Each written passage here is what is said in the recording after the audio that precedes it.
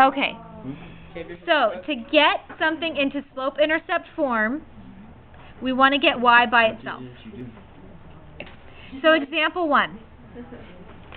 These are two equations where y is not by itself. Now, this doesn't look very unfamiliar, right? We could do this anyway using x and y intercepts, right? If x and y are on the same side, we can use intercepts to graph. But we're trying to get y by itself.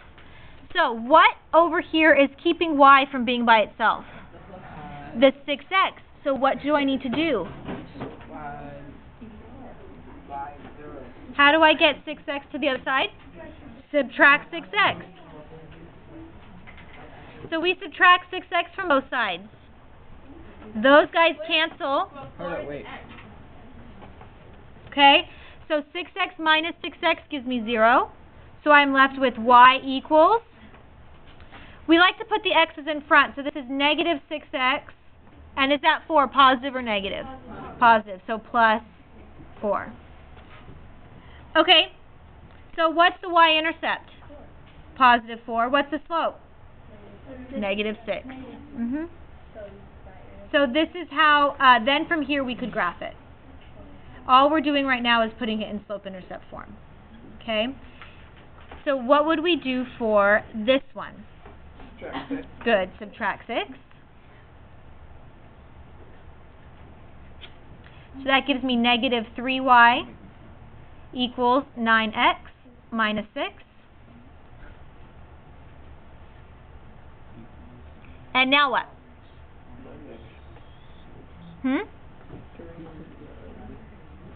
How do I get y by itself?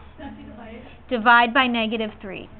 And on the right-hand side, we have to divide the whole thing by negative 3, not just one of them. Okay, because this guy has parentheses around it. So that gives me y equals. Okay, now, just because we can divide negative 3 into 9 does not mean we can forget about that negative 6. We have to divide every single one of these by negative 3.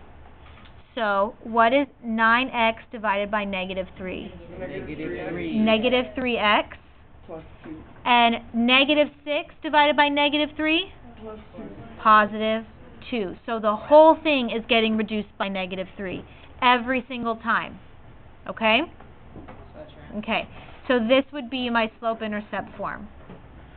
What's the slope of that one? 2 and 3.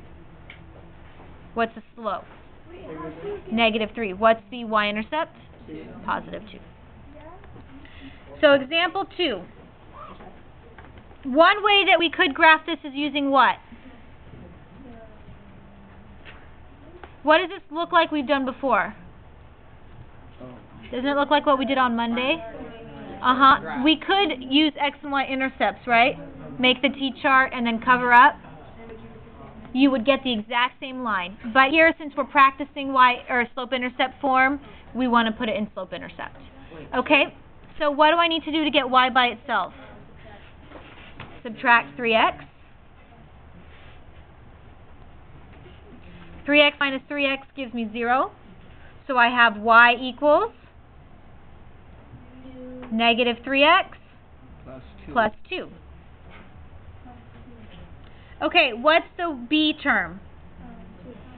Positive 2. Y equals 2, right? Let's graph that right now before we forget. 1, 2. Slope is negative 3, which is the same as negative 3 over 1. So which one's my rise? Negative 3 is the rise. What's the run? 1. So if my rise is negative 3, do I go up or down? Down. 1, 2, 3. And then to the right 1. And we plot a point there.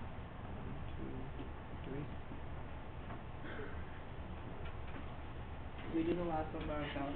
Okay. Not too bad, right? Okay.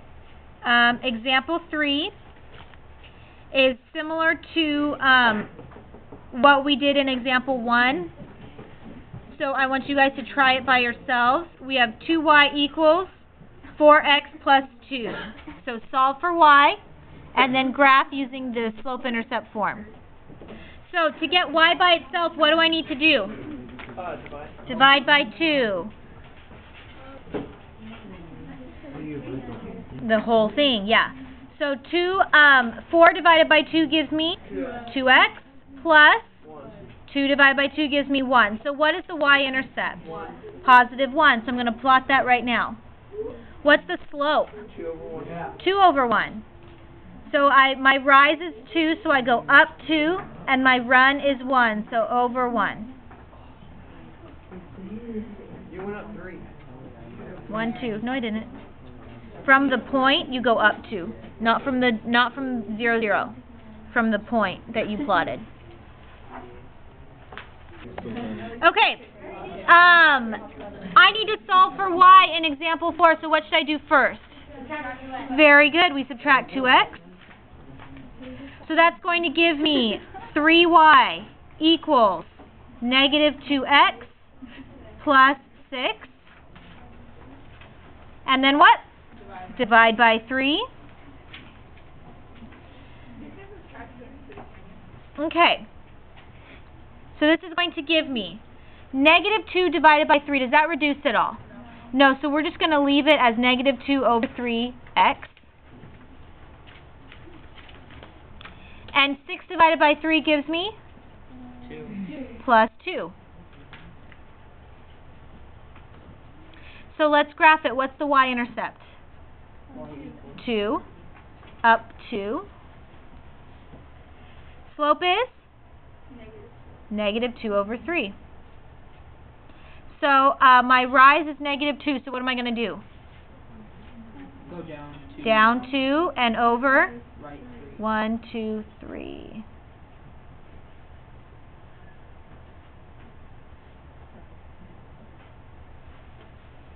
And then draw the line. Alright, example 5 is going to address 2 of our special cases of lines. Okay, it's either horizontal or vertical lines. Horizontal goes left to right. Vertical, let me label it, horizontal. Okay, and vertical lines go up and down. Okay, so these are special cases. Alright, so we need to decide which one of these is which. So what we're going to do here, this equation is x equals negative 4. So I would like you to do a T-chart again, x and y. If it says x equals negative 4, that means no matter what, x is going to be negative 4. So let's just draw 3 negative 4s. Well, you could do 3, you could do 5, you could do 100. X is always going to be negative 4 according to this one, right? Yeah. Okay. So x is negative 4, always. That's what this says. That's what it means. Yeah. We have no other x values except negative 4. Wait, why did you put 3 negative? So, what about the y? Does this list any y values at all? No. So we can pick whatever we want for y. So what's your favorite number, Johnny? 7. Give me a number between 1 and 10. 8. 8. Well, I know you using dollars. Okay, so give me a number between 1 and 10. 8. 8. Okay? If x is negative 4, y can be 8. Jared, give me a number between 1 and 10. 9. 7. Okay. So that's what this is saying. This equation, x equals negative 4, means that x is always negative 4. Y can be whatever we want. Okay, so let's graph it. If x is negative 4, that's 1, 2, 3, 4, and the first one was 8.